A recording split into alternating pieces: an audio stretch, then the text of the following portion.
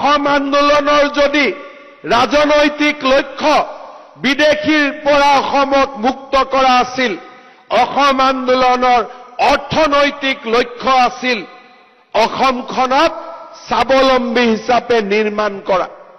মই অসমীয়া যুৱক যুৱতীক আহ্বান জনাম, স্বাৱলম্বিতাৰ পথেৰে খোজকাঢ়ি আমি জাতিটোক নিজৰ ভৰিৰ ওপৰত নিজে থিয় কৰাব লাগিব। অসম আন্দোলনৰ পিছত আমি আত্মনিৰ্ভৰশীলতাৰ পৰা বহু দূৰ আঁতৰি গলো। আমাৰ খেতি পথাৰত খেতি কৰিবৰ বাবেও আমি অচিনাক্ত লোকক মাতিব আৰম্ভ কৰিলো।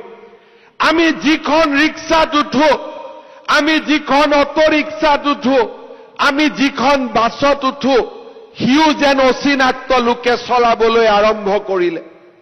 অচিনাক্ত লোকে অসমৰ অৰ্থনীতিটোক নিজৰ হাতলৈ লৈ যাব আৰম্ভ কৰিলে।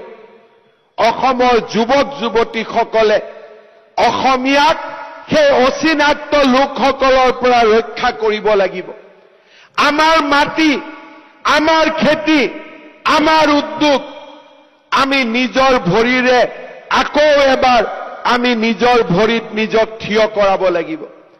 সেইটো জাতি, যিটো জাতিৰ খেতি পথাৰতো অচিনাক্ত লোক থাকে, যিটো জাতিৰ বাছখনো অচিনাক্ত লোকে চলায়, যিটো জাতিৰ ঘৰৰ দুৱাৰ মুখতো অচিনাক্ত লোকজনে আহি কাম কৰে, সেই জাতিটোৱে বহু দিনলৈ নিজৰ ভৰিৰ ওপৰত নিজে থিয় হৈ থাকিব নোৱাৰে। আবেগেৰে এটা জাতিৰ নিৰ্মাণ কেতিয়াও হ'ব নোৱাৰে। এটা জাতিৰ নিৰ্মাণৰ সৌধ হৈছে পৰিশ্ৰম। আবেগেৰে নহয়, এটা জাতিৰ নিৰ্মাণৰ সোণালী সৌধ হৈছে বিবেক। যেতিয়া বিবেকেৰে আমি পৰিচালিত হওঁ, বুকুত অদম্য সাহসেৰে আমি আত্মনিৰ্ভৰশীলতাৰ ফালে আগুৱাই যাওঁ, তেতিয়া সেই জাতিটোৰ ভৱিষ্যতক কোনেও ধৰি ৰাখিব নোৱাৰে। মই অসমৰ যুৱক যুৱতীসকলক আহ্বান জনাম,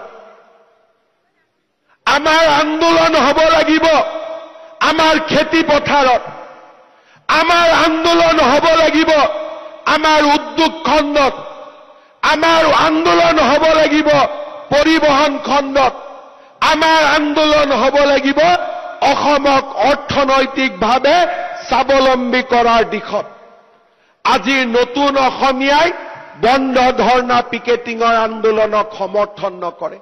সেই আন্দোলন আমাক লাগে, যি আন্দোলনে অসমৰ পৰা অচিনাক্ত লোকসকলক আঁতৰি যাবলৈ বাধ্য কৰিব।